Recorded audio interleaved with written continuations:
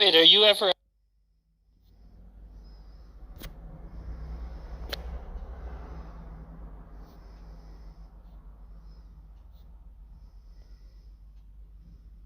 You have to objectively prove certain things to be true. Can you show me the number one? On here? Can you at any time in any place show me the number one? The only time I could really show you the number one is if I draw you a picture of the number one. No, sir. That would not be the number one. That would be a token representing the number one. The number one can be represented as a token in a variety of ways. It can be represented in speech, as in English, one, or you could say it in Spanish, uno. Or you could write it the way the Romans did, or you could write it the way the Arabs did. Okay? I guess we have a solution. I'm making. You see, when you talk about objective provability, what the classic mistake that you're doing is called empiricism, okay, or verificationism. That the only things that are worthy of believing are those things that can be verified by your sense perception. Okay, is that your position? Yes. That may. Okay. Yeah. Okay, let me explain something to you. Even atheist philosophers virtually universally agree. Listen to me carefully. Atheist philosophers universally agree, and if you can find an exception, I will be shocked. They recognize that verificationism, which we have just described, is self-contradictory. Okay? Verificationism is the only ideas or propositions that are worthy of accepting are those that are verified by sense perception. But how is that proposition verified by sense perception? It's not. There are many things that you believe in that you cannot verify through sense perception. Let me ask you this question. Can you verify through sense perception that nature operates in regular ways? Yeah, No, you can't. It's called the uniformity of nature. It is a presupposition of science. It is not something that can be proven. Can I just ask a question? Yeah. Okay. So, just curiosity. I'm assuming you believe in Christian God by any chance? Yeah. Okay. Yes, I do. I'm just curious. Why, out of all the gods of every religion in the world, you choose that one? Because the self-testimony of that God in terms of that God's attributes and characteristics are such that we cannot do without. In other words, his attributes, if they are to be denied, then by adopting an alternative worldview, and any alternative worldview being absent the collective attributes of the Christian God, there wouldn't be a basis for reason, truth, and logic. Well, have you studied other religions, though? I would assume you have. You see, I don't think you're understanding my point. If another worldview, either one in the past, the present, or some worldview that I've never heard about that comes along the scene in the next 2 years or 10 years, it makes no difference. Every single one of them will be a denial of the collective attributes of the God of the Bible. So I don't need to inductively survey every past, present, or future worldview, because they can all be summed up as the denial of the property set of the Christian God. And once you deny the property set of the Christian God, okay, you're not going to be able to reason. Okay? That's how you can know that the revelation and the self-disclosure of the Christian God through creation and the scriptures is absolutely true. Okay?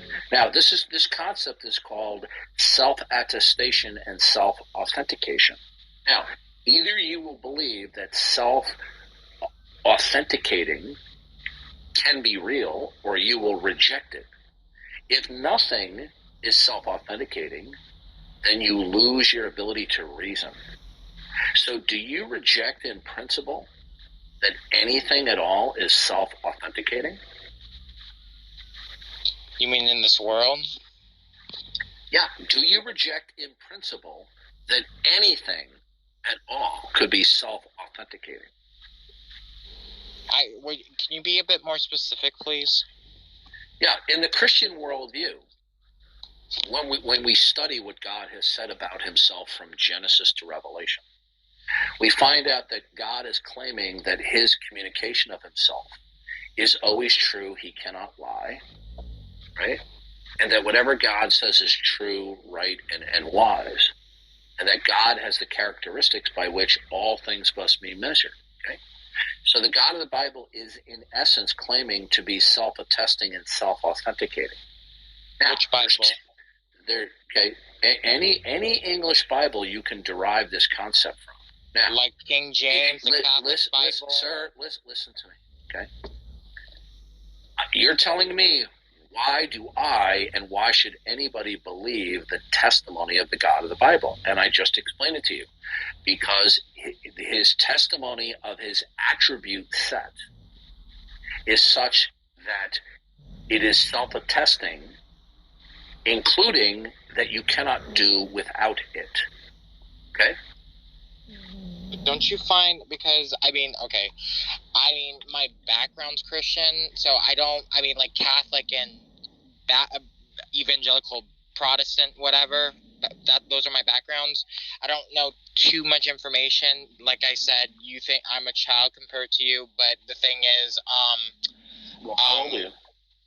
I'm 23. Okay. I'm not a child, but my point is, okay, but... Is that a current picture of you? What? Yes, that's a current picture of me. Okay. No, my point I'm trying to make is, the thing is, I've read some verses in the Bible, clearly I don't remember exactly, like, what chapter or verses and stuff, but, I've seen, Hal explains how the world was made and everything. I'm just going to be honest and, look, out of no disrespect or anything, it doesn't make any sense, like, when it says that the earth That's not disrespectful. Okay. Listen, you see, Holden, if you want to tell me I'm full of hot air, if you want to tell me I'm wrong, I'm stupid, I'm unwise, whatever, I'm fine with that, because I can defend myself. But you see, so far, other than when we were off to a rough start, as if in the latter half of our conversation, even though we're not agreeing, it's being productive.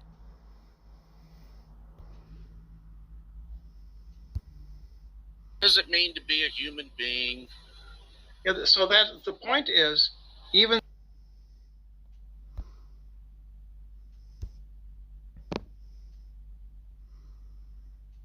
then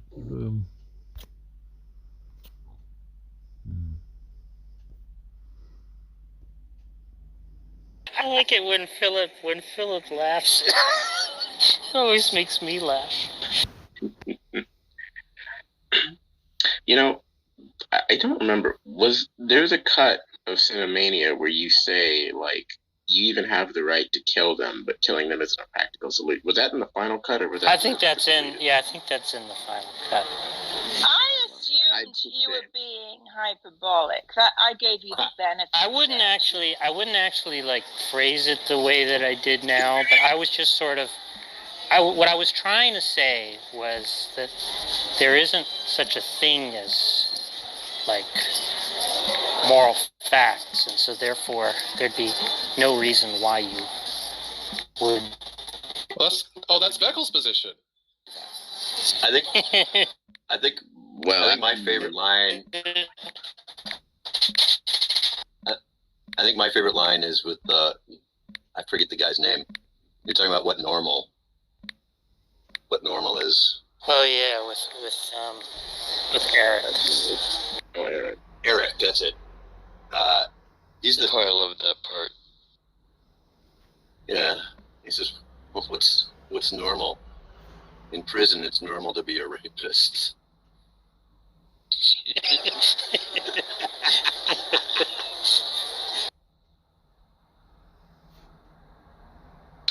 My wife really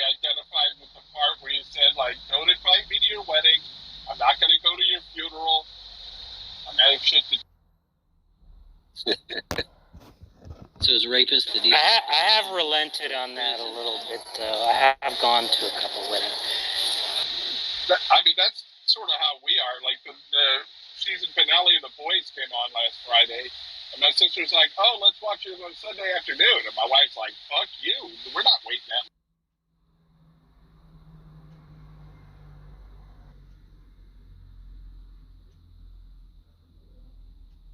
Oh, JJ here reminds me I gotta catch up on the Obi-Wan. Oh, good.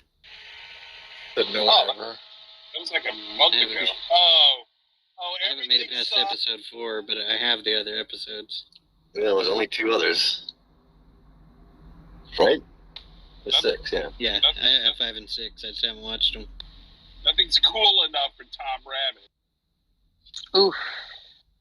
The show was bad. Oh, I watched Thor. I need to watch. Love and Thunder. Oh, Obi-Wan. JJ, what did you think? I liked it. It wasn't great.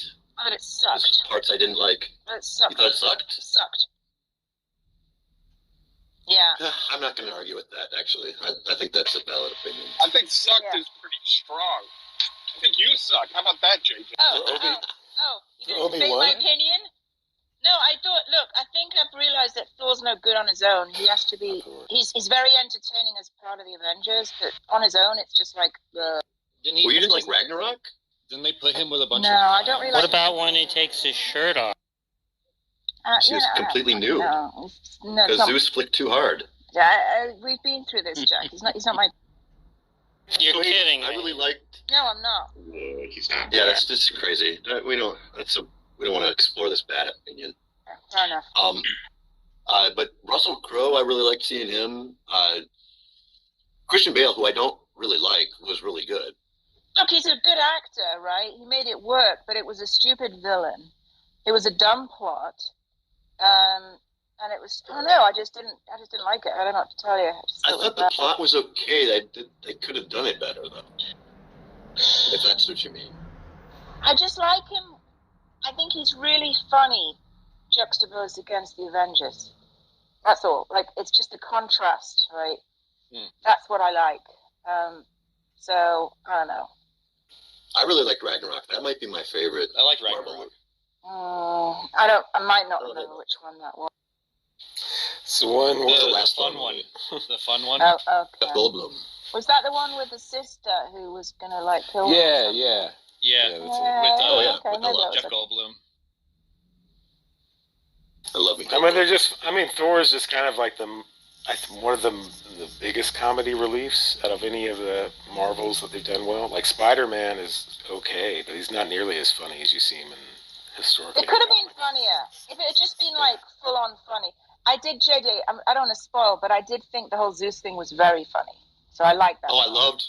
Well, I'm a big Russell Crowe fan. Yeah, that was funny. I love Natalie Portman. I thought her character was kind of Rubbish. Yeah, okay. She was lame in the first movie she was in too. So Was she I didn't nude think she was in so it? lame. No. Have you seen? They're all bad, so don't bother.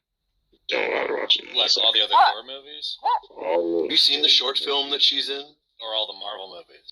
One of them There's a short film that Wes Anderson did, which is amazing. with Natalie Portman. Yeah, that's fantastic. Yeah. Come on, guys. Yeah, it's hot. It's very hot. I mean, she did her best, but you can't, like, fight, like, bad writing and a bad character arc, right? She did her best. Right. I didn't even believe Yeah. She was better and closer, I'm sure. Yeah, because she's nude. Yeah. Probably better in everything else she's been in. That's the one where Especially closer. Yeah, especially closer. You're such a... No, I saw her once. Yeah, I wouldn't mind getting a little closer now. You know. In fact, I watched that butthole scene a couple weeks ago, and it refreshed my memory. Well, you said you saw her? Was she nude? No, unfortunately, but she was gorgeous. That sounds like a contradiction. Have you guys seen that article where she came out and mentioned that it fucked her up how much attention she got after her movie? What was it, Leon originally? Oh, yeah. That movie. Yeah. She was because she got, a great movie. while she's in that role, she got a lot of sexual attention from older men. Gross. Fucked her up. Sexual Well, like attention that. isn't really fair. Her first fan letter was a rape fantasy. Ew. Oh, yeah. That's a little further than sexual attention, I think. Right. Yeah. I'm trying to broaden it because that's, I think, how she portrayed it. It's kind of like Jodie Foster. Who else would? You know. Yeah. I fucked her up. Not like Jodie Foster. I think that happens with. Child actors. I do have to take it back on you, Haiti, about Sorry? Stephen Moffat being a bad writer for Doctor Who. I told you that a while back, and after I realized that the new ones didn't have Stephen Moffat in it, I'm glad he's coming back. Oh my god, you mean the Lady Doctor? Yeah, the writing Yeah. is terrible. Yeah. I had Stephen Moffat mixed up with someone else, and instead It was of Chris terrible. Chibnall or whatever it is. What was Billy- that? Any Billy sizable was- down there? Billy likes the ones with the One of you lady guys is doctor. going to defend Love and Monsters to me right now, or I don't know what that is. that's a notoriously bad episode that I think he wrote. I was just gonna say it's terrible because of that. The writing was bad because it was a woman, right? Oh, no, the writing was bad. That's why it was bad. Period. Yeah, I think that could have been the same actors, and it would. The writing was bad. Would've been That's good. why it was bad. Yeah, the show was bad. That's- Oh, here we go. This The is show bad. was bad. The writing Yeah, this was is like bad. Zekel style reasoning here. The writing was bad. That's why it was bad. All right. Premise 1, the show needs good writing to be good. Okay, premise one. Premise 2, the writing was bad. Conclusion, the show was bad. Get ready. Get wrecked. Get wrecked. Mic drop. Wait, what was it? I wasn't even listening. What was the argument? Yeah, you She were said listening to premise, me. That's the premise, problem. Actually, that was invalid because it doesn't follow from the fact that in order for it to be good, the writing has to be good. In order for the show to be good, the writing has to be good. The writing was bad, therefore the show was bad because you didn't establish that the show. All you've established was that the show was not good. It We doesn't need the follow condition. from that the show is You put the bad. conditional in the first premise. That's Right, fine. Right. See, I didn't even have to listen to it. So that was invalid. Is the first premise. Okay, so Formally what is- invalid. Right, So better than the argument Veckel could have provided, but not good enough. So I didn't even have to listen to it. No, Very but, close. fuck off. Very close. Look, premise 1, God exists. Okay, Matt Adams. You just stop right there. That's where you stop. That's right. Conclusion Right. not exist. Premise 1. At least it wasn't a 16 premise. Wait, so Jack, are you saying I can make a better argument than Veckel? You can make a better bad argument than that. Yeah, that's a All good. you had to do was attempt to make an argument, I to think make a that's better true. argument than Veckel. Pete Moss can make a better argument.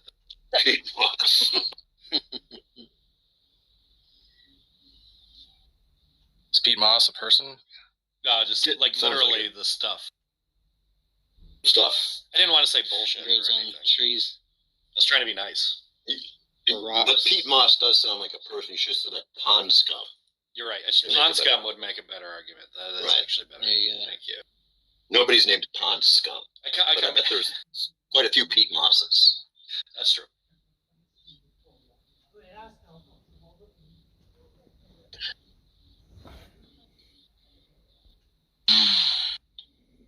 So this is me going clubbing. That's Where? Right. Where? Outside your window, JJ. Preferably. Wouldn't you like to see a girl like that at the club, Jay? Oh, it's you did your your thing. God, that's.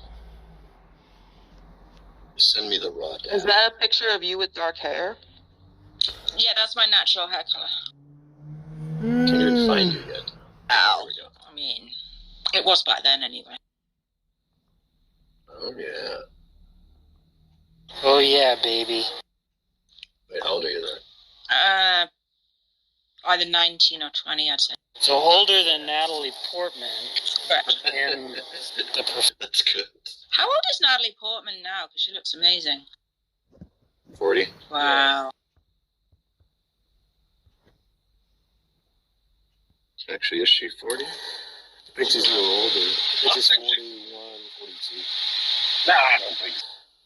Pretty sure, because I had a crush on her from that Leon movie, and Yeah. I think I'm her the same age as her. Wait, wasn't she like 12? 42. Yeah, so was I. Oh, fair enough. Because I'm pretty sure she's the same age as my ex-wife. The same thing with She's Wednesday. 41. I No, just that looked was a 12-year-old. She's 41. JJ. Yeah, same 41. age as my They're all ex-wife. older than me. These people I have crushes. We just saw a movie with Cameron Diaz, who was very hot, but she's just like disappeared. I think she's retired. Not anymore. I think she retired Yeah. from acting. I disagree that she's very hot. Really? What's the argument for that? What, Cameron Diaz? I'd like to bring her out of retirement. Am I right? I don't want to make the argument to offend too many women out there. So. Did he just say I old know what you women? mean. It's because I her think boobs her aren't. mouth is too big. All women. It's All disproportionate. Her mouth's too big. Yeah. She doesn't meet the golden ratio. That's heresy. Having a mouth that's too big is like being Yeah, that too sounds rich. desirable. I like a smaller mouth. Oh, but that's for a different reason. You like a lot of teeth involved? No teeth. So you like a Prefers toothless? them not to have any teeth. Tight mouth. He wants Tiny them little not to have mouth, any no teeth. teeth. Ew. That says some real bad things about you, JJ. You're 2 tongues, if possible. Wow. Get the split tongue. And an Apple credit card, preferably. And an Apple credit card. I guess I have like low self-esteem because I think like the Groucho Marx view towards women, like I don't want to be a member of any club that would have me as a member. So just assume like any woman interested in me and fitting taste in them. Do you just think less of them if they were interested in you? Yeah, like what the fuck are you doing? Why are you looking at me?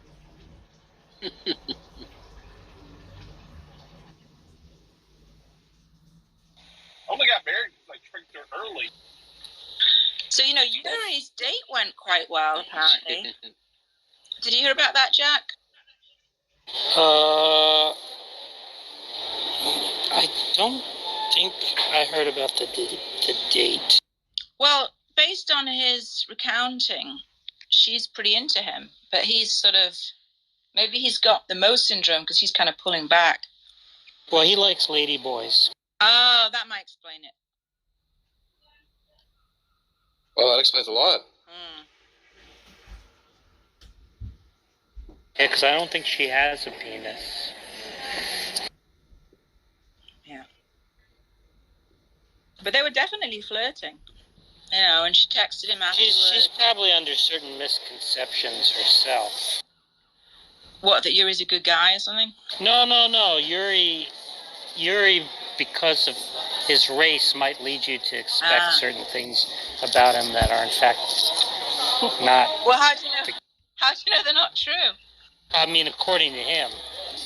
Oh. Have you seen Yuri's hands, Jack? No. You? I guess maybe in the handlebars, the no handlebars video. Oh yeah. Do you I see remember his that. hands? No, I didn't bother to notice. We should. Wherever that may be now. Where's the DGH version? I need to see the DGH version. The DGH version is like amazing. What did he do to it again?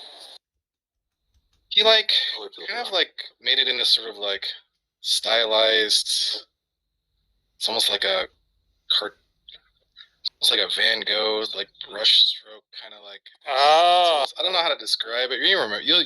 I think I saw it. Yeah, I think I saw it, Yeah. but It was Sort like of forgot it. some kind of a filter or something they used. Yeah, it was a yellow color filter. But he got all weird about it. That was my video. I just made the yellow color code. He did something completely different. He didn't want anyone to see it for some reason. Like, I guess he was embarrassed. It was like It doesn't sound Scanner Darkly embarrassing. kind of ish. Is it embarrassing? I mean, why? Oh, yeah. Why Like do a you want people to rotoscope see it? thing? It's like a rotoscope. Whatever that kind of is, thing? Scanner Darkly, whatever. I don't know what that is. Yeah, that's rotoscope. I don't know. He was playing with some new software or something. A new aspect. It was rotoscoping. Was it Rose? For Scanner Darkly, it was. Yeah. No, I mean the video the effect that he used. Oh, you mean so they traced on top of it. That's what. Yeah, we know what they did in Scanner Darkly, but we're talking about what DGH did in the video with Yuri. Oh, I'm sorry.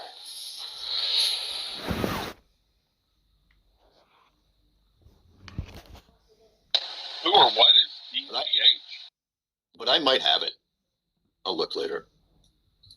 Darwin's Greatest Hits, he was kind of like the one before me. There have been many ones. He was the prince who was promised. There can be only one. But that's a different movie, Katie. He had a YouTube channel that was devoted to Darth Dawkins. Yeah. But Yeah, I think he was that's devoted right. to like systematically pointing out philosophically like how the things he says are dumb. Oh, did he do the thing? It's a with, like, fantastic channel. Like Siri voice that cut in and was like explaining. Yes. Oh, yeah. that was pretty good. His videos were fantastic. Channel's still Almost- there, right? It's almost like too good philosophically. It's probably a lot of people aren't able to follow it. Yeah, he's very philosophically informed, so they were pretty high level, like some of them were really high level philosophical takedowns. Intelligent. Oh, very, very intelligent. He didn't take Oh! the channel down though, How did he? what's the criteria for that? It's unsubstantiated, like John Lee. So Tom, how did you get into like doing the Darth Dawkins thing? Give us a little lore section. I started doing Hangouts now, just do little videos about like things that are interesting, but Darth got more and more insane, so it just kind of happened. Look, I mean, I wouldn't do Darth material if he were boring. He's just like the most insane Christian out there.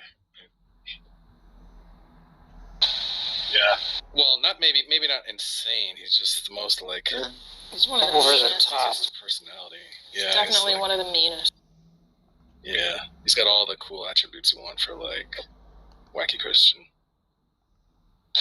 I would still, I brought it up a couple times, you never responded, but I would still pay you for a supercut of Darth versus like old school Christian apologists, like the one with Brett Keane, and the one with Nephilim, the one with Mr. Batman, shit like that, the one with G-Man.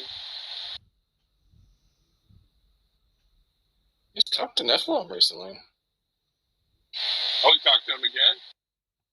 It was like months ago, not years ago. I once got Nephilim to ask him a question that he was dodging. He couldn't dodge it from What was the question? Nephilim. I can't remember. Maybe Philip remembers. He couldn't dodge Nephilim because he had spent the whole time like high-fiving with Nephilim about how dumb the atheists were, but he kept dodging this question. So then, because Nephilim is actually earnest, So I was like, well, Nephilim, I'm not understanding this. Maybe you could ask Darth Dawkins, because you don't actually know what his view on this is, do you? And so Nephilim's like, all right, I'll ask him. It's like he's totally ingenuous, And Darth was caught with his pants down. I can't really remember what happened.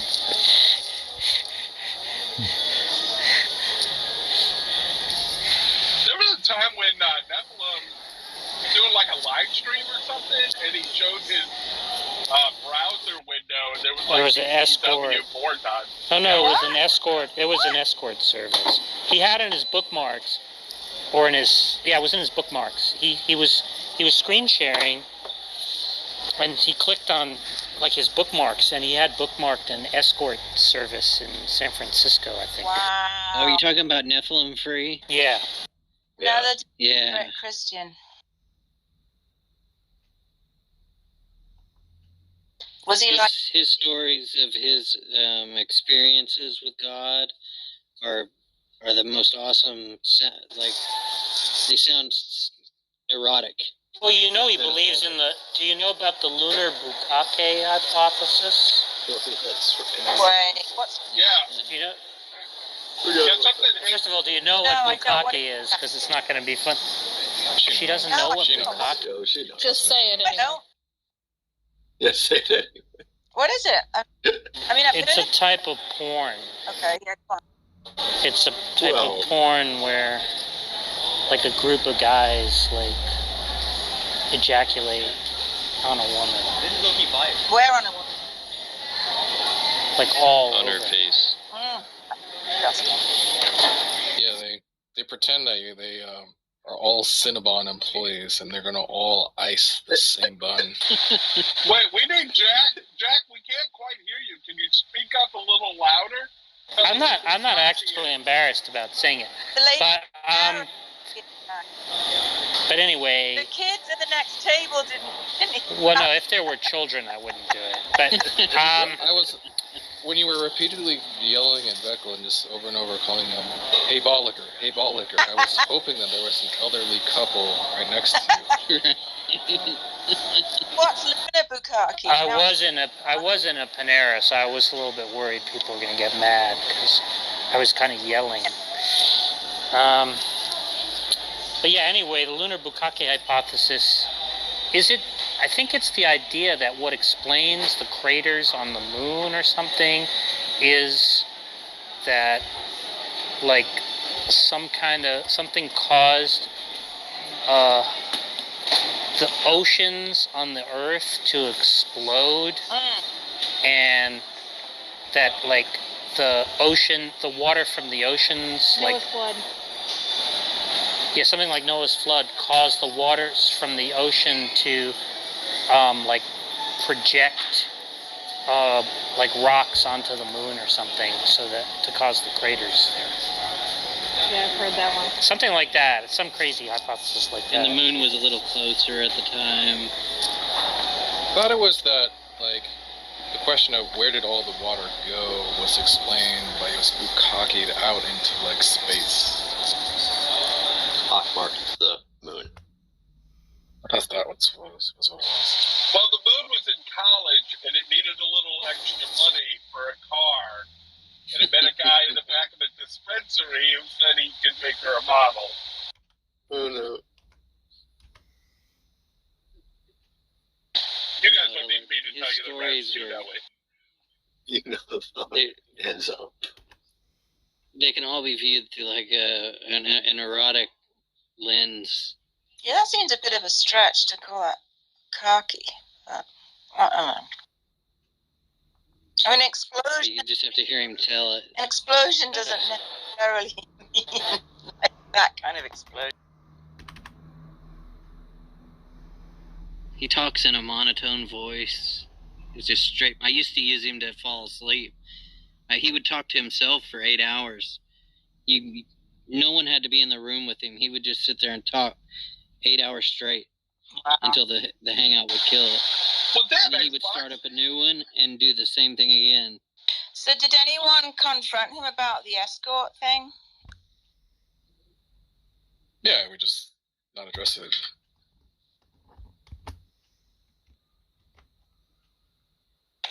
Well, damn, Xbox, who are you to talk shit about a monotone? Come on now. Till the room dies.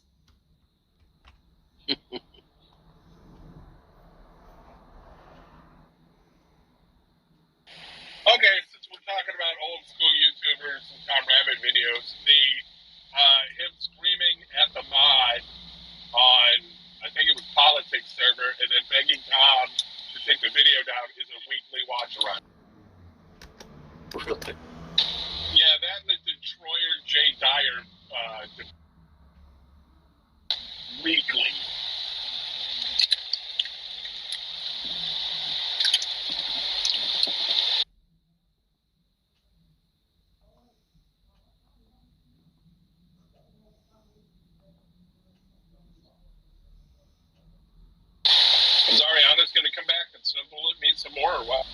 Carolina. Well, Hmm.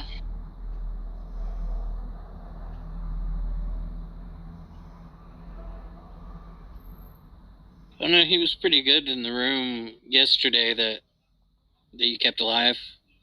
He was in there for most of it. He didn't say anything to you directly, and he didn't talk very much. Period. hey, has Pogan been around lately? Yeah, he's been here. Yeah. Yesterday. Hey, JJ, stop being a little bitch, dude. Get on here. I got Tarkov to do. Yeah, but John Lee finds you incredibly annoying, right? And all Yeah, the time. I'll try. I'll try to. You're leaving, you're leaving a lot of like heavy lifting for other people when you're gone. When John Lee's around, right? Yeah, well, don't be You a realize little that, right? bitch. Yeah?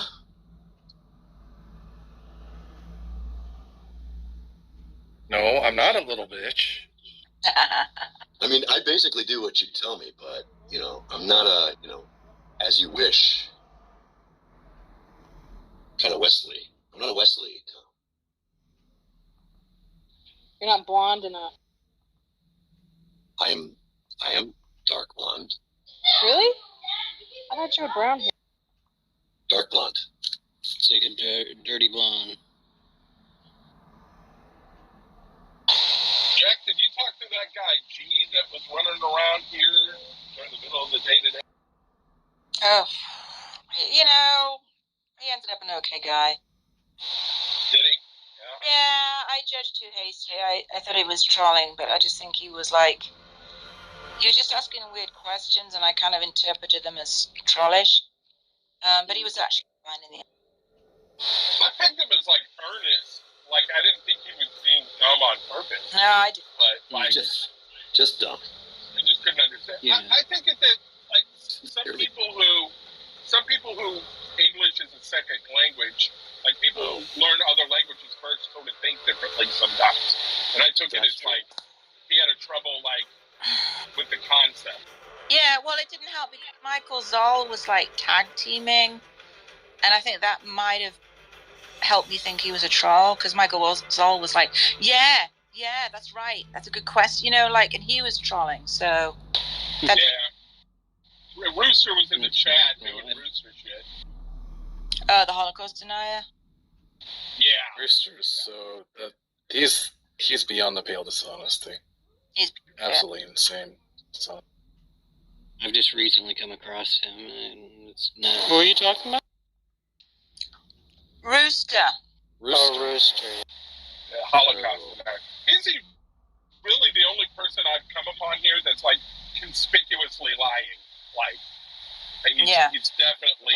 I talked to him the other day, and he was just. They were trying to hash out his view of good, and he was like, "Well, what's your view of good?" And I was like, "Well, because mine's not very good, That's why I want to ask you what you think." And he's like, he came in hot, and he just kept asking me, "Well, what do you mean by good?" I'm like, "You don't need to know what I mean by good, to tell us what you mean by good, right?" And he's like, "Yeah, but you're being disingenuous. You don't really want to know my view." It's like, all right, whatever.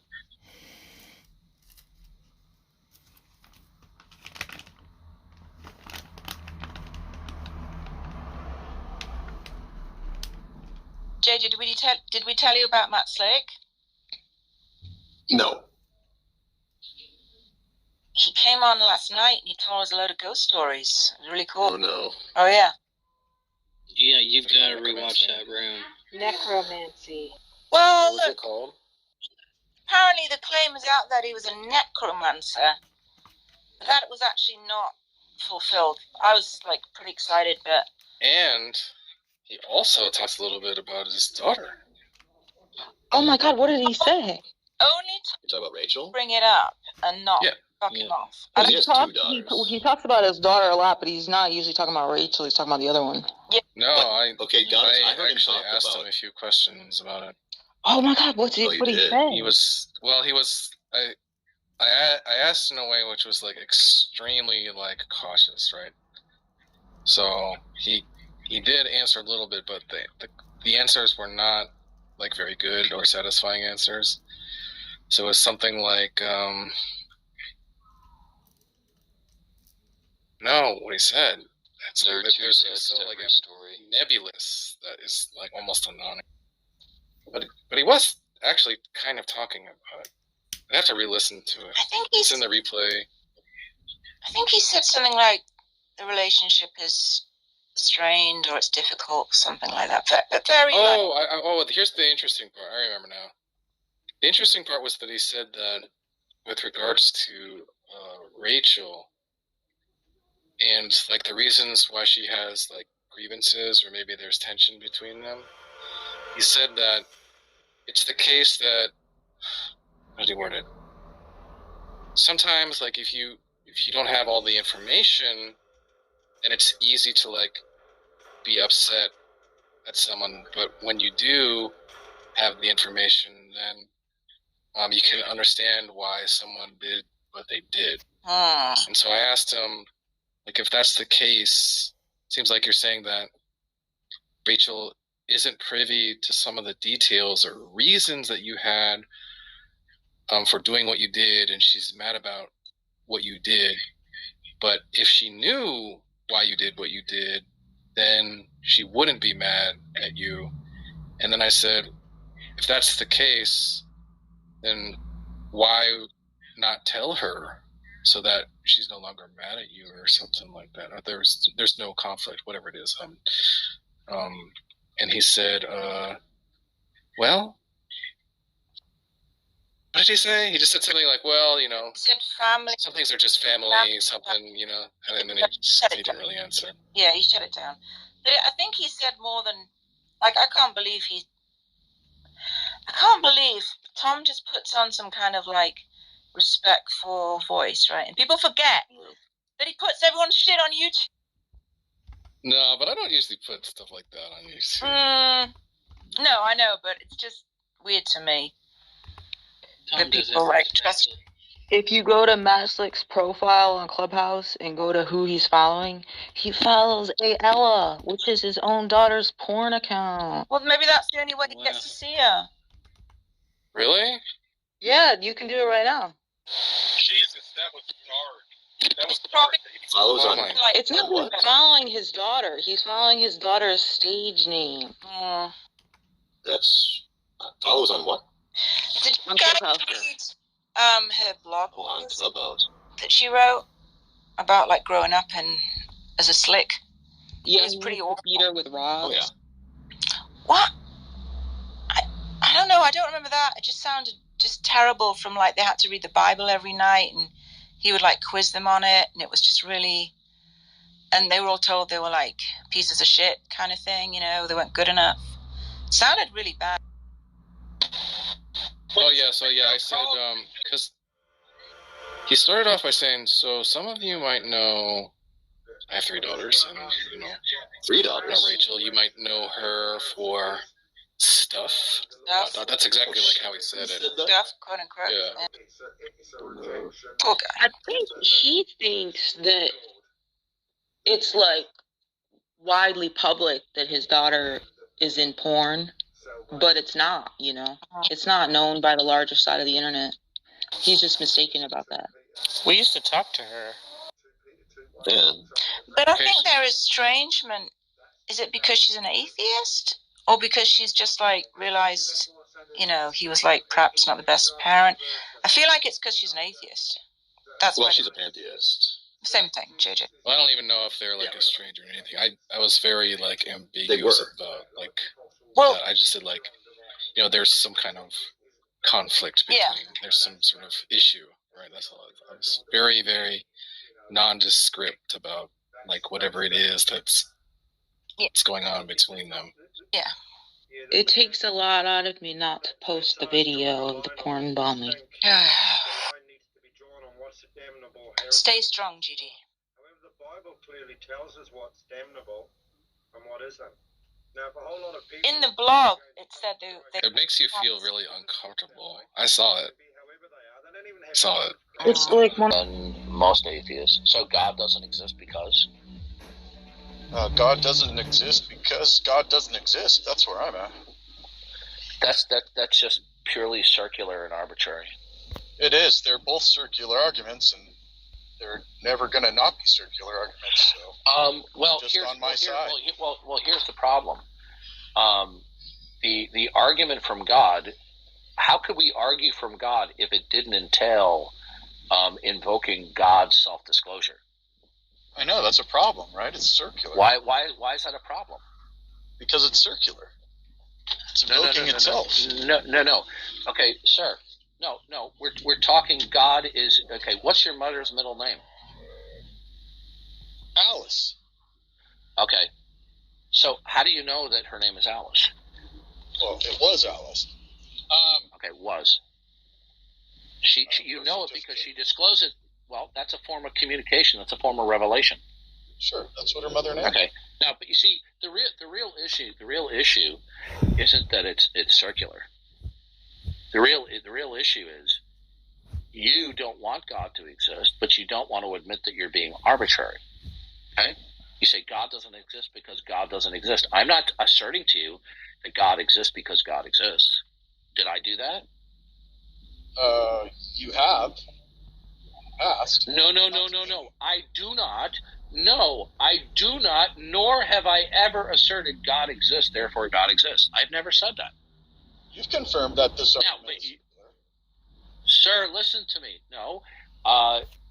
I talk about there is, in a sense, a type of circularity which would be better called spiral reasoning. That the starting point, the method, and the conclusion all are reciprocal and depend upon each other. Okay? So the starting point is our self-consciousness, our sense experience. The method is our reason and logic, and the conclusion is God. Each of them need each other, and they cannot, each of them exist without the other two. So that's spiral reasoning. That is not the same thing as saying God doesn't exist because God doesn't exist. That's a vicious form of circularity. Now, what's your real reason that God doesn't exist? Tell the real reason instead of jerking Before that, me around. I want to congratulate you on spiral reasoning. That's the first time I've heard that term. Yeah. And you know who came up with that? A man who earned a PhD in philosophy by the name of Cornelius Van Til. Okay? Van Til, now, yeah, tell us the real, instead of jerking us around, tell us the real reason you deny the existence of God. I already did. I'm being honest. Yeah, they're both circular arguments. Nobody can be sure. No, okay. And Is this line of reasoning? Hold on a second. Is this line of reasoning inductive? Very simplistic. It's very simplistic reasoning. Yeah. Listen. You're not going to last much longer jerking me around, okay, and being deceptive, okay?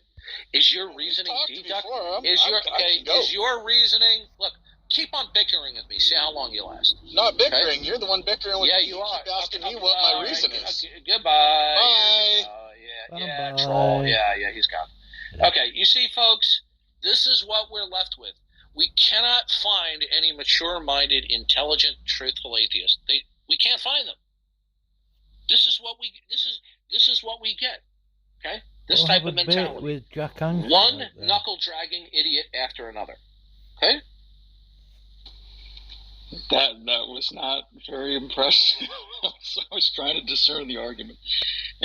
Yeah, we don't argue God exists, therefore God exists. What we say is, when we start with our proximate starting point, our self-consciousness, we have to decide whether the self-consciousness is revelatory and indicative of God or not. Okay? Now, what we find out, remember, we're talking about the starting point, the method, and the conclusion, as Van Til put it. What we find out then is that even our self-consciousness as an actuality and with intelligibility could only be actual intelligible if and only if it was instituted, secured, and is indicative and revelatory of God, meaning his mind. Now, when the unbeliever hears this, they will reject it. And the question is then, since it is rejected that our self-consciousness and our sense perception is not to be considered indicative of God because it actually is something with intelligibility, then the immediate position they're staking out is the actuality and intelligibility of the self-consciousness without reference to the necessity of God or the mind and plan of God. So then, what would self-consciousness even be? What would the I even be? Because then when they talk about self-consciousness, they're unifying successive or chronological mental states. Well, what unifies it? What does? If there are discrete states and there are discrete particulars, then if there's any categories or unification in the world to make sense of things, what imposes it? If there's nothing identifiable and defensible that imposes the unity among diversity,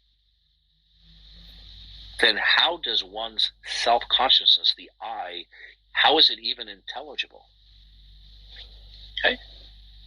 The I would be a state of chronological thoughts.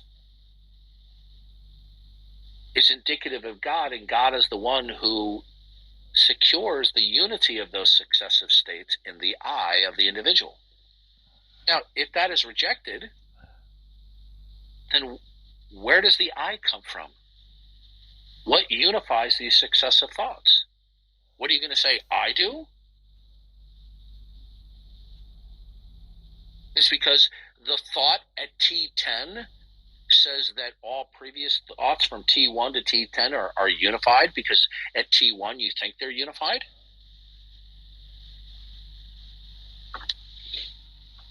Right. So in the literature, it's typically there's distinguished causal continuity and psychological continuity, and they opt for causal continuity, but then they subsume that under law, some kind of law of nature. Can you repeat that again, please? Yeah. So if you ask the question like what unifies successive states for like that's responsible for the unity of consciousness, they'll either appeal to psychological continuity, which has fallen by the wayside. There's all kind of counterexamples of that. I think Locke came up with that first. Psychological continuity. So you mean at T10, the mental state at T10 says, well, right. I thought all the thoughts from T1 to T9, including T10, therefore it's unified. Right. Is that what you're referring to? Yes. You can cash out the content of that too by appeal to like memory states and things like that. But then there's just all kind of counterexamples to that criterion in terms of like implantation of foreign memories and things like that. So they try to go with like a clean causal continuity regardless of psychological states. But the only way you can do that successfully is if you appeal to that causal succession being subsumed under a natural law. And so there it is again. Yeah, but causal succession would presuppose the causal principle. Yeah, correct. What makes that real? Right. So subsumption under a law of nature, right? But then that's an inferior explanation compared to God, because the law of nature is it's not inferior. Let me respectfully disagree with you, and you know how much I respect and appreciate you. Okay? No, I love disagreement. Yeah. I think that it's incorrect to say inferior, because in a Ventilian response it would be absurd. Remember, Van Til says it's either Christ or absurdity. It's either Christ or chaos. So their position isn't. I mean, if you want to use it loosely, inferior, yeah. But I think it's worse than that. Okay, it's incoherent. There's nothing that is identifiable and defensible. Okay. That unifies anything other than they believe that there's various levels of the unity among the diversity of states. You see, Van Til refers to God. Van Til refers to God as in his book "Why I Am a Christian," which is a lay-level book explaining to an unbeliever in non-technical, theological, and philosophical terms why he's a Christian. He refers to God as the all-conditioner. In philosophical terms, because his expertise dealt in idealism, he borrowed from idealistic thinkers by saying God is the concrete universal. In other words, God is the one who institutes not only the array of particularity, God himself imposes whatever unity or categoryness there is in the world. And if you don't accept that, then their claim, when they invoke certain states of affairs that presuppose categoryness and unity among the diversity of things, well, then the question is, what makes that real if it is not the mind and the plan of God? What makes it real? And their only answer is, well, that's just the way it is. Exactly, yes. It all comes down to what's fundamental or not. Yeah, if there are conditions that need to be satisfied for the possibility for these laws of nature to be the laws that they are, then they can't be fundamental. I totally agree. And all I meant by like incoherent, inferior because incoherent. That's what I meant. Okay, so our self-consciousness proves the existence of God. For those of you atheists out there, it's really simple, and they hate this, right? It's because either it is the case that our self-consciousness is indicative and revelatory of God because God made it that way, and therefore our self-consciousness actually is and means something, and your only other alternative is that the I or the self-consciousness has no identifiable reason as to what or why it is. This is why individual facts as simple as your fingernail on your left hand reveals God. Because to reject that notion, then the question is, what grounds the actuality and intelligibility of any object fact invoked? If it is not the product of the mind and the purpose of God, if God is not the creator and the first interpreter, then the mind of man cannot impose the intelligibility on something, because man is not a creator. He's just one of a innumerable plurality of unrelated, unconnected things. Or connected, but connected by something that's not fundamental, I would say. No. The question is, well, then that's nothing more than a cosmic doppelganger. If I showed you two pictures of, if you go on to Google or Bing, okay, and you type in female doppelgangers, you will see a picture of two young women who look like identical twins. It's eerie. I've seen that, yeah. Yeah. But you see, but they're not sisters. They're not siblings. So the unity of sisterhood between them, or siblings, is fiction. It's not real. If somebody says that there's unity among the diversity of things, okay, fine. What is it that makes the unity real as opposed to their cosmic doppelgangers? Okay. Right. Yeah, they would have to borrow something within our worldview, which is like approximately responsible for the unity, but they don't analyze it further. No. Why does unity even exist?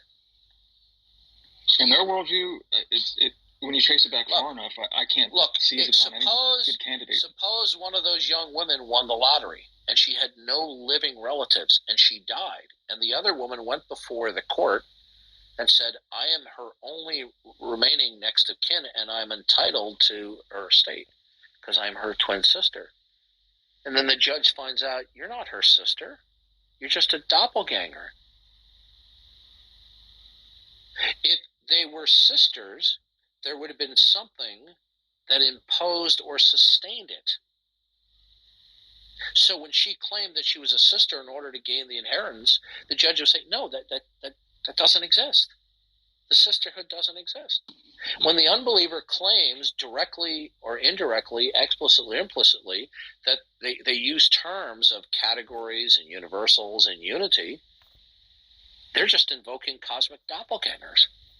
Because what is it that actually imposes the unity? In the Christian worldview, it is the going on here? Did you do this on purpose? No, I'm not. I'm not trying to make enemies. If that's what you're asking. That is what I'm asking. Are you playing 3D chess or 12D chess? He doesn't know how the horsey moves. So no. I disagree. I think he's got some subtle machinations going on. 4D checkers. No. John, ought I not publicize that in a way where Darth will be likely to see it? You think I'm trying to burn bridges that may or may not exist? Yeah. I don't know. I'm just asking, what do you think I ought to do? I got a question. John, do you want Tom to post it? Do you want him to do it? Are you looking forward to him doing it? No, I genuinely don't care. Oh, why not? Though? Why I would take that as a yes.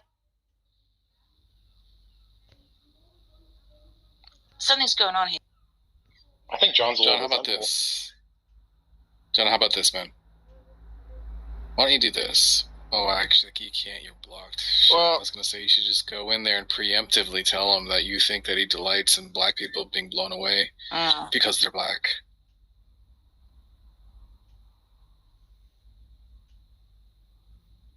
I mean, listen. If I had at least a conversational relationship with Darth, I wouldn't have any hesitancy to bring things up like that. I mean, but right now it's been for many, many months. It's just very touchy. So these kind of things, it's kind of like you kind of bring up to someone you've established some sort of rapport with before you even bring up to them. But this conversation about my opinion is just based upon something that is it's about someone I really don't know. I don't really know Darth. It's kind of like that. That didn't stop you having a pretty strong opinion about how he'd react to his daughter bringing home a black guy. Yeah, but okay, like things like that. I mean, I'm not here to sugarcoat things. No, you're not. I'm just telling it like I see it, and I'm not trying to be malicious toward anybody either. I'm just gonna call it like I see it. This is fascinating. John, stop speculating. I order you to stop. Stop speculating, John. You better do what I say, John. That's an order. What is John like? What goes on in John's head when I say something like? I'm is he probably like my eyes are probably twitching really. It's kind of weird just because if they gave these kinds of responses in the context of a symposiums at a philosophical conference on the existence of universals, where you're going over exactly what needs to be satisfied in order for you to engage in subject predicate.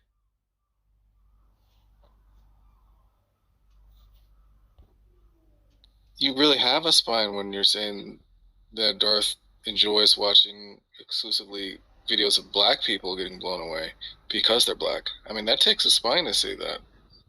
That's a very, very. I mean, that's a very. I mean, that's above and beyond pretty much anyone else's accusations, right? It's beyond racism. Why would you say beyond racism? It's not just like you have a prejudice. He he actively likes, desires, and seeks out watching black people blown away. Well, I mean, let me say this, okay? My parents. Is this damage control? Just when he thought he wasn't weak. Oh man. What? Anyway, I was gonna say, my parents, right? Or my dad especially. Oh no, my mom too. They really admire Caucasians in the sense that they were there during the war, the army, they've experienced certain, and they have an admiration. let's say, right? Mm-hmm. And but when it came down to my relationship with my wife and things like that, and just bringing her home and things like that, there was a certain discomfort, right? Oh. And there was, and so you would think, well, they would be happy, but they weren't. That kind of a thing. But they would be kind of cordial in that sense, but she's not one of us kind of an attitude.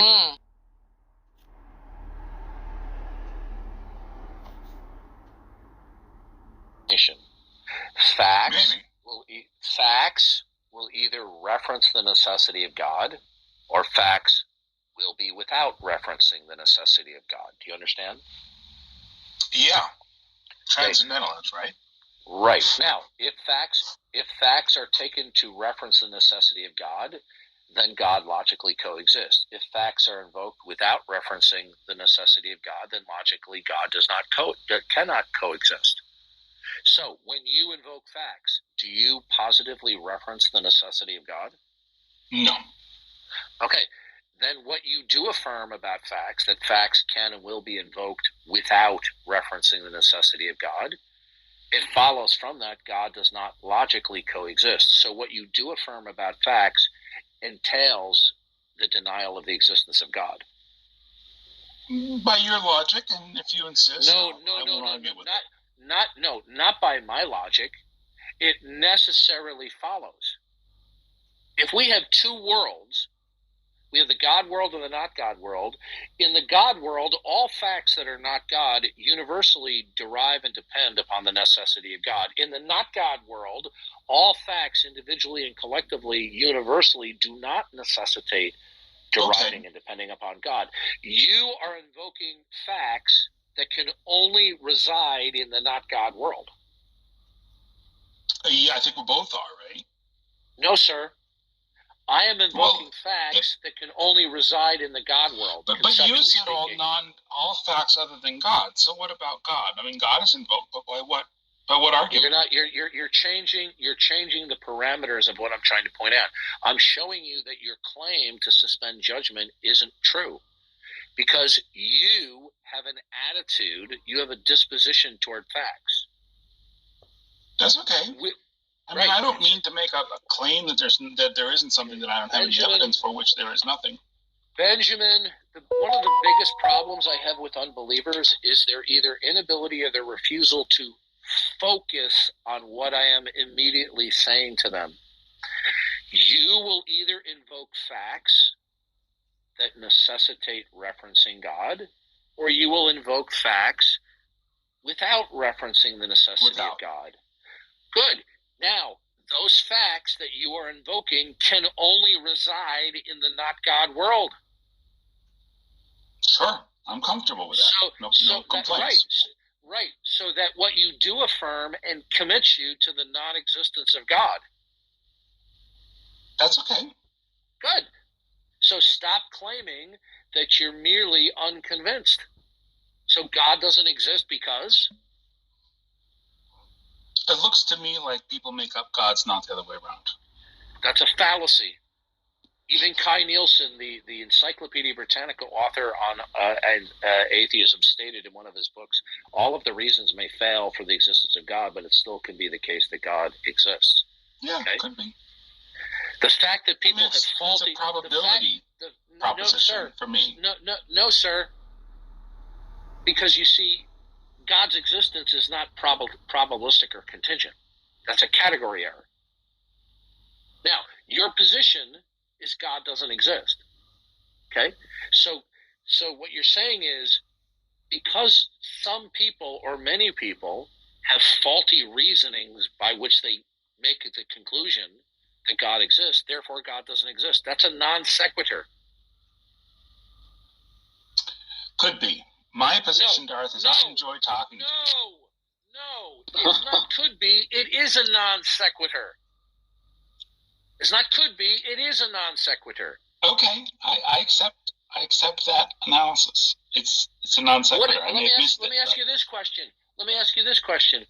What if God created a world where people were not nearly as super geniuses like Wiley, Coyote, you and me, and they were as stupid as registered Democrats, and they had faulty reasoning by which they concluded God exists. It wouldn't follow from that God didn't exist.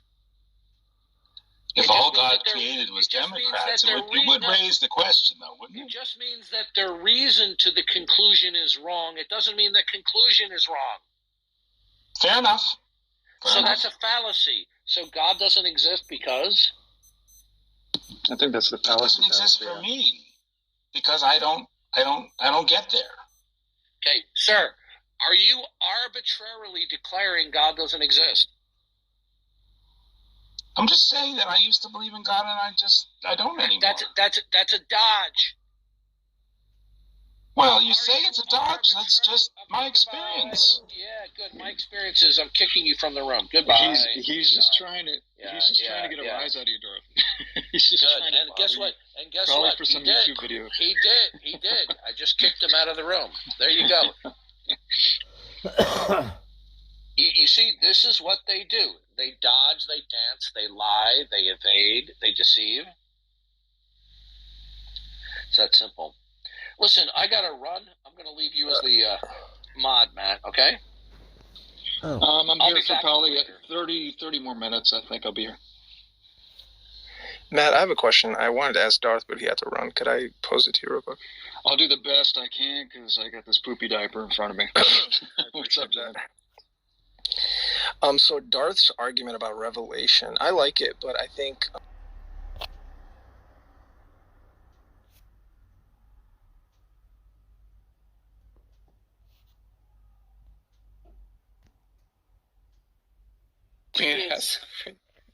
Because if you had the goal of Darth blocking you, I just don't know.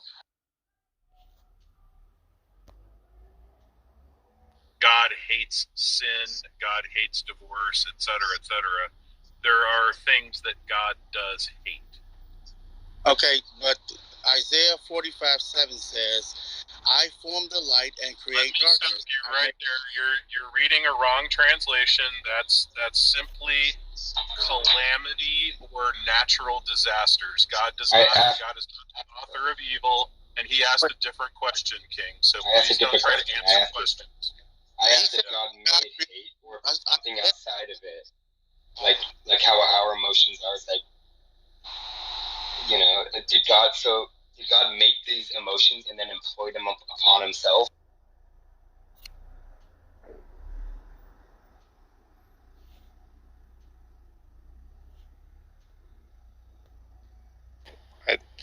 But I remember at the time I did ask him if, on my behalf if he could do that. But I mean, I don't know. Matt never asked him. I don't. Yeah, maybe he didn't. Wow. I never followed up. What a pussy.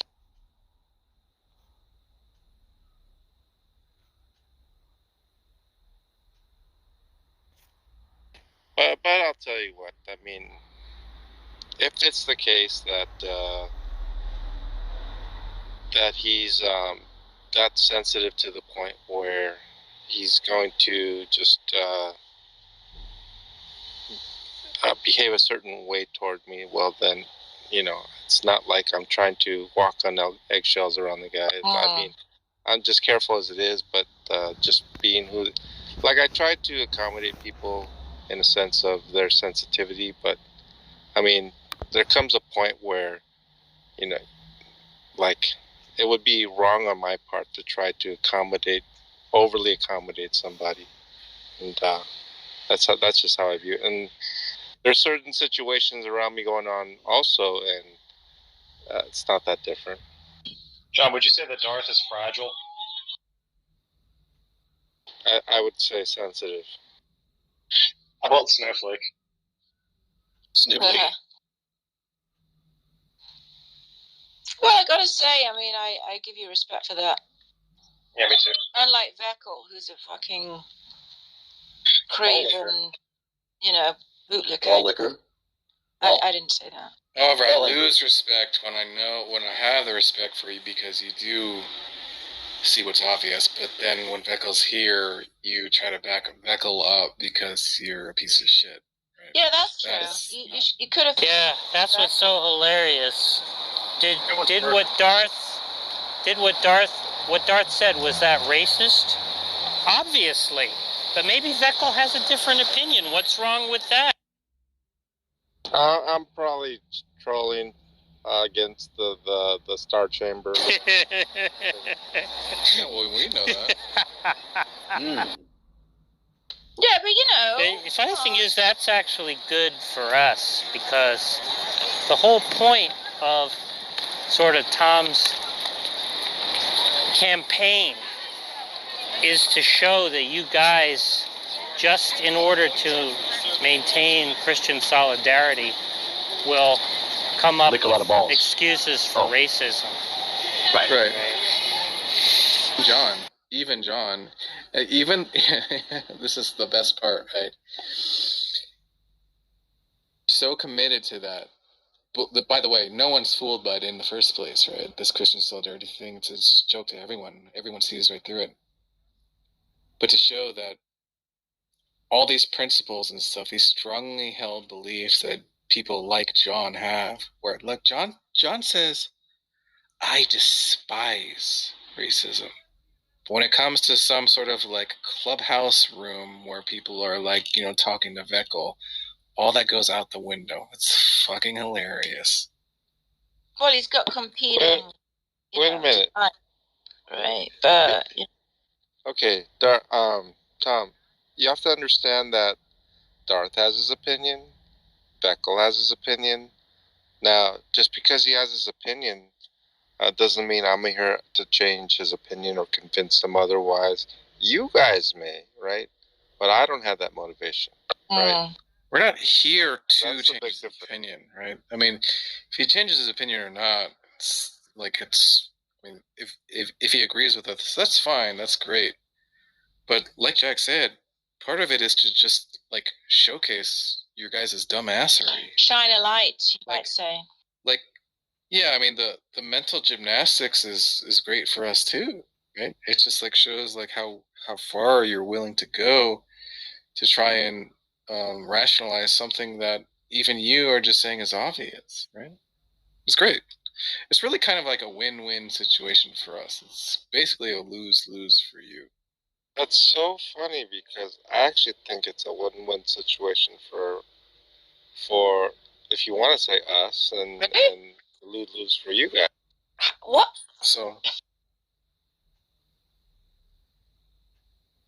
How is it a win-win for you? here, I'll tell you why it's a win-win for us. Right? It's a win-win for us because, with regards to changing Michael's mind, if he changes his mind and he thinks, he thinks Darth is making racist comments, or even better, maybe he's racist or something like that, win. If he doesn't agree with us and just keeps coming up with bullshit to where,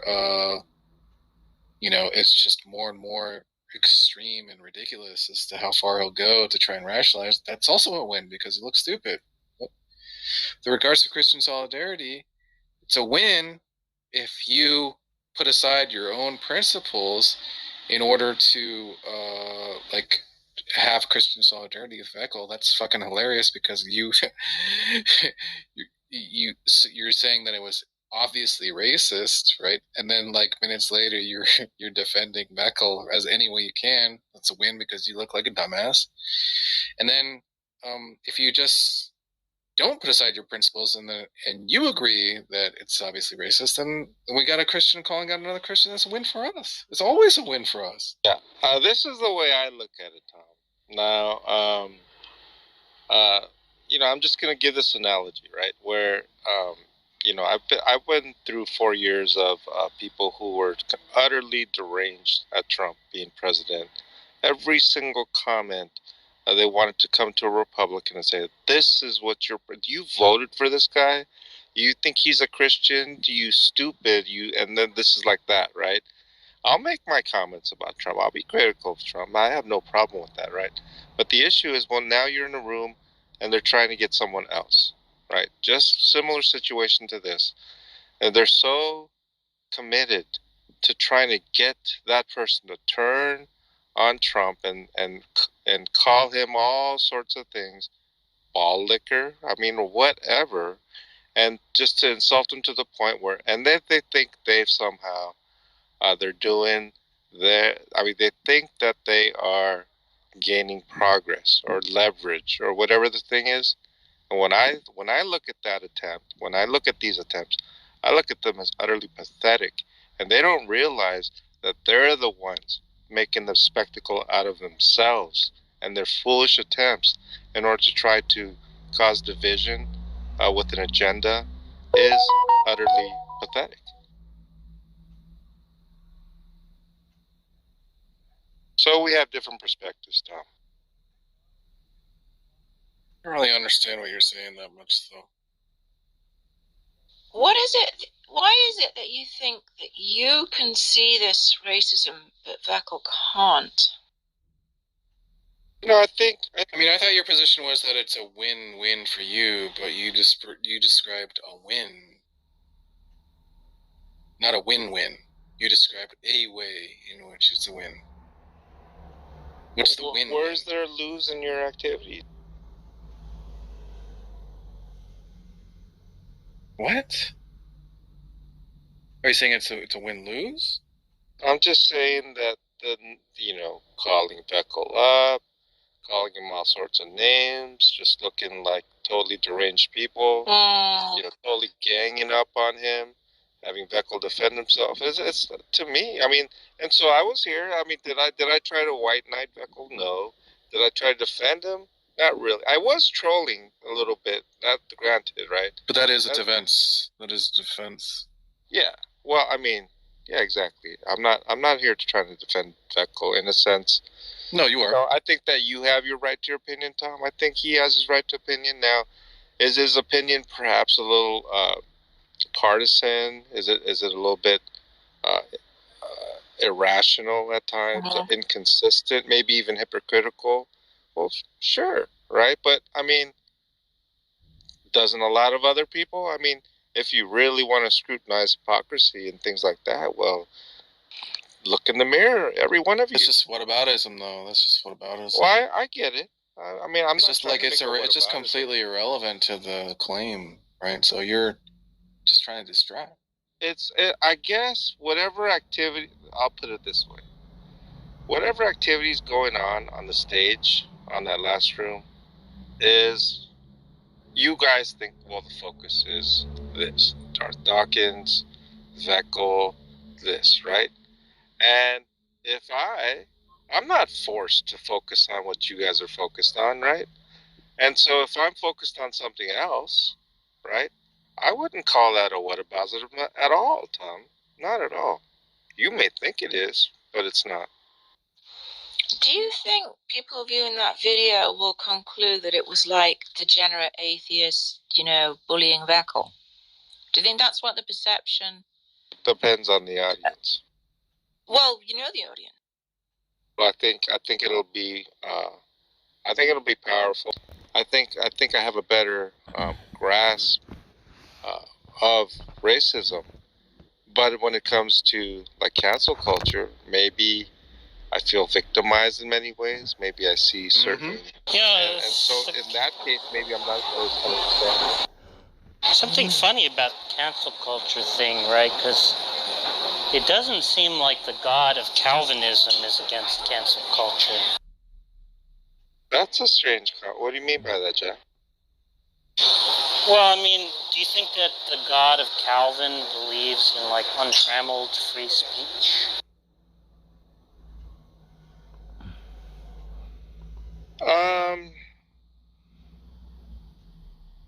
I don't even know how to respond to that. I mean,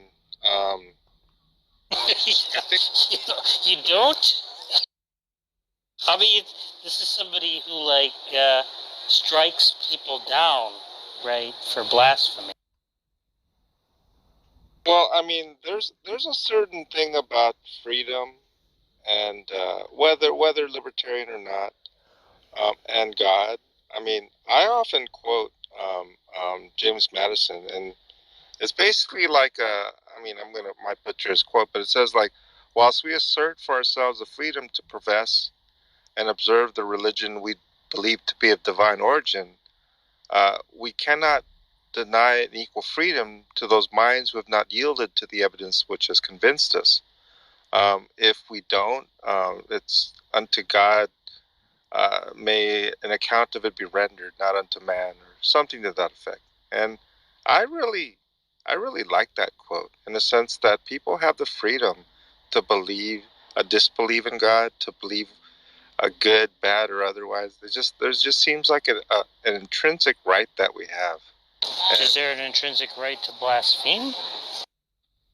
Yeah, I think so. Like I think blasphemy laws were discussed earlier. Actually, 40% of the world has blasphemy laws, but Yeah, but what I'm saying is God isn't committed, right? Has not consistently been committed to giving people a freedom to blaspheme, right? oh, in His law, no, of course not. In His law. Yeah, but it's like any other sin, whereas it will be dealt with in that sense. I guess this is just one of those cases where when cancel culture is being exercised successfully, then it was in all things considered good. That's another good point about cancel culture and the way that I believe. Here's like when someone does some evil, we kind of like as Christians, right?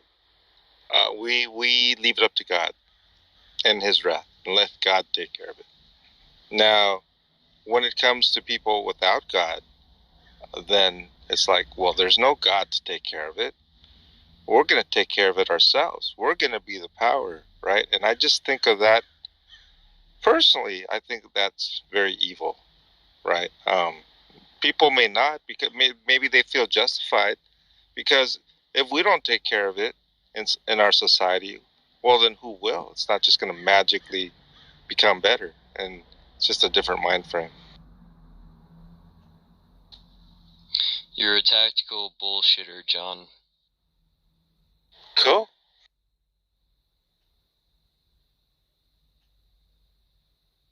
When you say that people's bad reaction to a bad action would be like consequences for the bad act.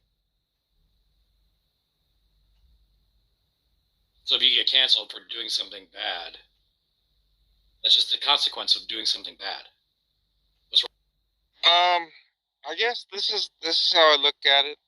If there's a bad action, and well, certainly I personally will not support it, right? And I'll just do the things that I think are appropriate for me to do. But that's one thing, and then the rest I leave up to God. But when I take the certain steps to rally others, maybe perhaps politically, maybe organize boycotts, ostracize certain individuals socially, all of these activities, it's just not for me. In fact, it's more than just not for me. I have a disdain for that. Oh, okay. This clown show, all organized. Happens to you a lot, I'm sure.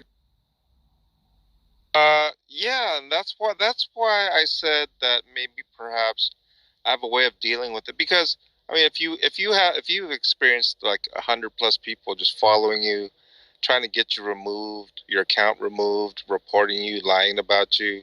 I mean, you heard Matt Slick yesterday talk about his experience with the Satanist Club and what they did, and I guess it caused him grief as well, just the way he was acting, talking about it. I don't know what they did, but it was significant enough to affect them. About something else. Yeah, I mean, well, what I'm saying is that this organization of some sort of hate, like the foundation of hatred, bitterness toward in order to correct something. I mean, just all of that type of mentality. I just don't support me, and perhaps I don't have a healthy attitude toward that. That was gibberish, right? I mean, I was barely paying attention. Who knows what Johnny's talking about?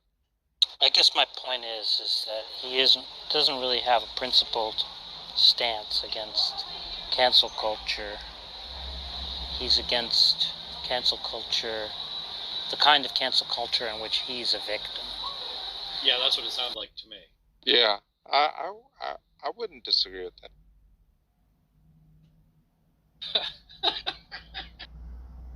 What do you think of that, Tom?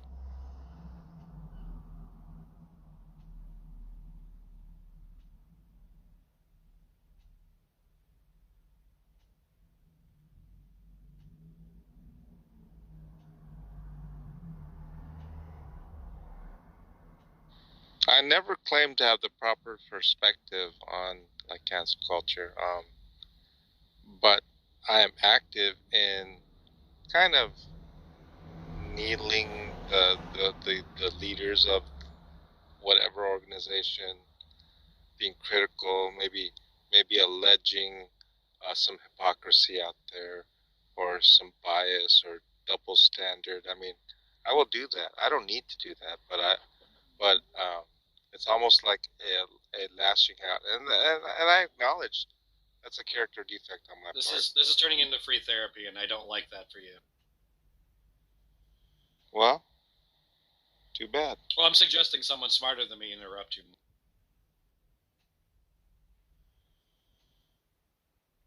That's fine too. You can send me down if you want.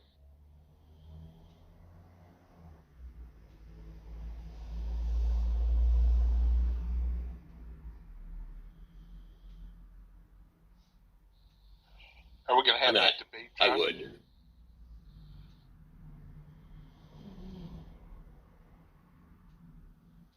John, do you still want to do that debate? With whom? Oh, with me, buddy. Yeah, I mean, sure. Do you want to do it by yourself, or because I did want to kind of team up with Matt, but if you don't mind, if you well, I can do both of you guys. I can do both of you guys. You'd be better off teaming up with a cantaloupe, John Lee. Well, I had an idea, John. I wanted to throw that by you. If we were able to work it out, I would think that we would have some sort of time where the debate would take place, like an hour and a half. And then specifically after the debate ended, we would have a 30-minute period where neither one of us could go to like a cope room, right? Like you would have to come back here to Clubhouse to a Tom Haiti Jane room, and I would go to a, Johnny Haas, truthy room or whatever, and then we both had to continue to defend our position for 30 minutes to, an unfriendly crowd. What would you think about? That's an interesting addition. I'm not a big fan of like spin rooms after debates and things like that anyway. So, I mean, yeah, I'm game for something like that. Well, it seems like sides always have like strong opinions right after the debate, and